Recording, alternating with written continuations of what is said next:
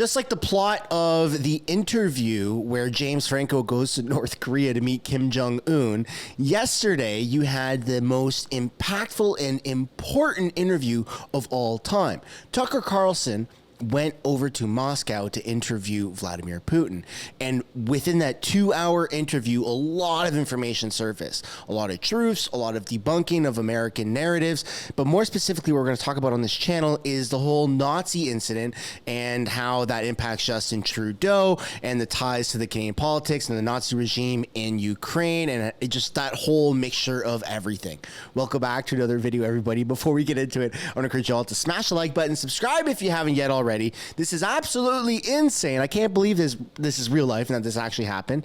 But before we switch screens and jump into it, I want to remind you all that if you want a matching sticker of Justin Trudeau being penetrated by Klaus Schwab, which is a real thing that Klaus Schwab has actually said, you can find the sticker bundle. It's 20% off for a limited time down in the description or the pinned comment below. You get these 5 stickers. I did not see that coming. That is a classic. That has sold out like almost a dozen times since Canada invited, or Justin Trudeau invited a Nazi into Canadian Parliament. So anyways, let's see what Vladimir Putin has to say about this, and then we're going to get into Justin Trudeau's rebuttal, which he just said today, and then we've got a little bit more fresh off the press Canadian news. So here we go. They say that Ukrainians are part of the one Russian people. They say, no, we are a separate people. Okay, fine. If they consider themselves a separate people, they have the right to do so, but not on the basis of Nazism, the Nazi ideology. Would you be satisfied with the territory that you have now? Нет, сейчас закончим. Вы же задали вопрос по неонацизму и денацификации. I will finish answering the question. You just asked a question about neo-Nazism and denazification. Look, the president of Ukraine visited Canada. The story is well known, but being silenced in the Western countries. The Canadian Parliament introduced a man who, as the Speaker of the Parliament said, fought against the Russians during the World War II. Well, who fought against the Russians during the World War II? Hitler and his accomplices. It turned out that this man served in the SS troops. He personally killed Russians, Poles, and Jews. The SS troops consisted of Ukrainian nationalists who did this dirty work. The president of Ukraine stood up with the entire Parliament of Canada and applauded this man. How can this be imagined? The president of Ukraine himself, by the way, is a Jew by nationality. Really, my question is, what do you do about it? I mean, Hitler's been dead for 80 years. Nazi Germany no longer exists. And so, true. And so, I think what you're saying is you want to extinguish or at least control Ukrainian nationalism. But how? How do you do that? Вот послушайте меня. Ваш вопрос очень тонкий. Listen to me. Your question is very subtle, and I can tell you what I think. Do not take offense. Of course. Он, казалось бы, тонкий, он очень противный, этот вопрос. This question appears to be subtle. It is quite pesky. Значит, You say Hitler has been dead for so many years, 80 years. But his example lives on. People who exterminated Jews, Russians, and Poles are alive. And the president, the current president of today's Ukraine, applauds him in the Canadian Parliament, gives a standing ovation. Can we say that we have completely uprooted this ideology if what we see is happening today? That is what denazification is in our understanding. Oh, We have to get rid of those people who maintain this concept and support this practice and try to preserve it. That is what denazification is. That is what we mean. Right. Mike. Holy smokes! I cannot believe that that is something that actually happened on a real interview. Okay, now we're going to get into what Justin Trudeau has to say about this. Let's go. This is You've been such an ardent supporter gonna be of Ukraine. pretty embarrassing. But there's been a lot of controversy surrounding President Zelensky's visit here, and now we've heard Vladimir Putin use some of that embarrassment in an interview with Tucker Carlson. How does it feel to know that that visit and your office's role in inviting a former Nazi to a reception is creating hardship for an ally? Vladimir Putin chose to invade a neighboring sovereign country, violating the rights, the sovereignty, the territorial integrity of Ukraine, and violating the rules-based order that underpins the safety, the security of all of us living in democracy, in free democracies around the world. He will, of course, use whatever propaganda he can engage in, but I can tell you, Canadians will not be fooled. Canada stands with Ukraine, not just because we are friends to Ukraine, but because the rules-based order and the system of laws and the UN Charter protect all of us, not just Ukrainians. So we will continue to be there with Ukraine for as much as it takes, for as long as it takes. Unfortunately, we see the lengths to which Russian propaganda will go to try and impact public opinion, to try and twist things the way we want to. How is it propaganda? It came right from Putin's mouth in an interview with Tucker Carlson. It's so insane that he is this delusional. Let's take a look at the comments here. The only thing that could rival the Carlson-Putin interview is Justin Trudeau eventual criminal trial. I absolutely agree. Okay, but how about the question? But that is not propaganda. It's a fact. Trudeau invited a former SS person to Parliament. Yes, the deflection was crazy. Even called it propaganda. Did we really expect him to answer the question? Serial liar.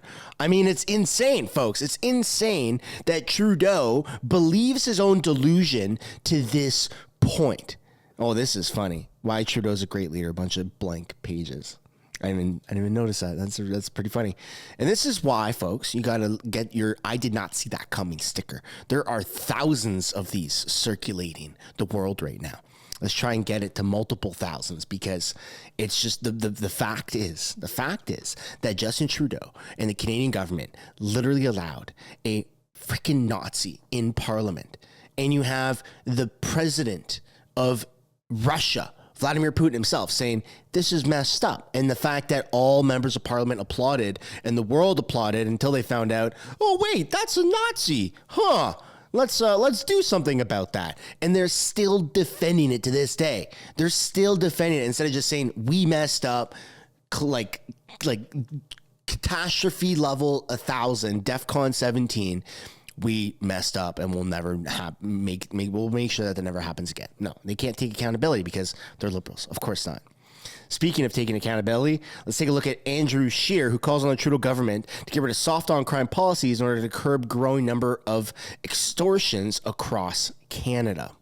After 8 years, the Prime Minister is not worth the cost or the crime, and now extortion is the latest crime wave plaguing our communities. When common sense Conservatives were in office, we toughened penalties for dangerous and repeat offenders, and as a result, the crime rate went down. Turns out when thugs fear getting caught, they commit fewer crimes. Extortion is up all across the country thanks to easier penalties and easier bail. Will the government finally admit the mistake of their previous crime legislation, adopt common sense Conservative policies to keep criminals off the street? The Honourable Government House Leader. Mr. Speaker, no surprise the Conservatives don't want to talk about the economy this morning because we've had a blockbuster of good news. The job numbers released today by Stats Canada show that Canada gained 37,000 new jobs in January. Unemployment is down to 5.7%, and get this, Mr. Speaker, wages have increased by 5.3% in January. Among women, 6.2%. We are bringing home big paychecks for Canadians who are all at work, Mr. Speaker. The Honourable Member from Regina Capel. Well, Mr. Speaker, it's no wonder the Liberals don't want to talk about crime because our communities across the country are becoming less safe. It's a direct result from the Liberal legislation which reduced penalties. Their bill, C5, actually eliminated a mandatory jail sentence for people who commit extortion. As a result, extortion is up dramatically. Get this, Mr. Speaker. It's up 366% in BC. This is extortion. People are now losing their property and their money because gangsters are extorting them in Canada after 8 years of this Prime Minister. When will he put an end to a soft-on-crime approach? The Honourable Government House Leader. Monsieur le Président, c'est tellement des bonnes nouvelles qu'on va le... Mr. Speaker, it's such good news that we're going to repeat the good news in the other official language. In January, there was great news for Canadians. The economy, we created 37,000 jobs in January. The unemployment rate has dropped to 5.7%. Wages rose 5.3% in January. And for women in January, wages increased by 6.2%. We are giving Canadians good paychecks. We are here for Canada, Mr. Speaker. Here for Canada. Yeah, no, they're not here for Canada.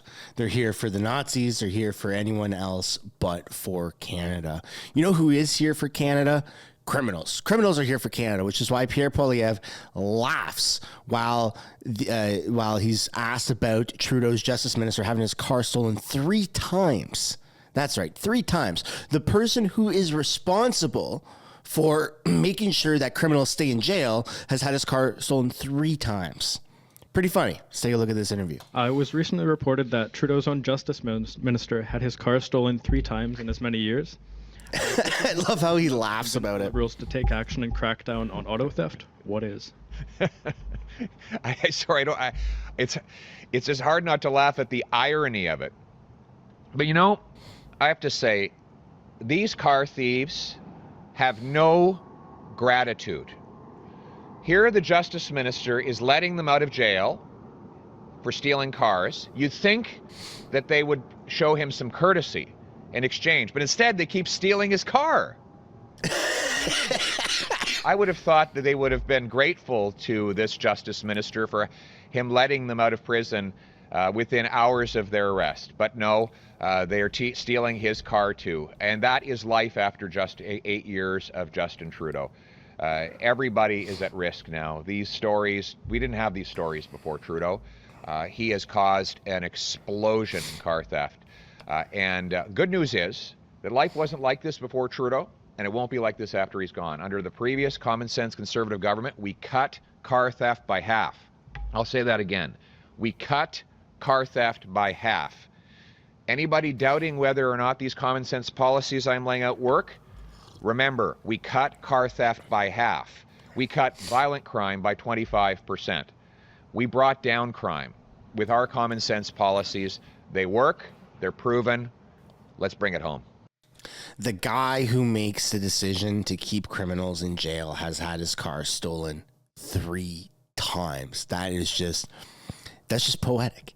It's poetic. And speaking of poetic, we have a final clip here from Dane Lloyd on X saying, breaking, Liberals just claimed no Canadian wants to go into an election right now. Do you want an election? Let me know down in the comments. The honourable member from Sturgeon River Parkland. Well, Mr. Speaker, that's rich coming from this government that relentlessly lobbied senators to block Bill C-234. Bill C-234 removes the carbon taxes off the farmers who grow our food. And we know inflation is hitting Canadians hard, whether it's housing, the cost of fuel, and food. Everything is getting more expensive under this NDP Liberal government. And after 8 years, Canadians know that this Prime Minister is not worth the cost. And the only way that Canadians will get the tax relief they deserve is by electing a common-sense Conservative government. So when will these Liberals call the election so we can axe the tax? There you go.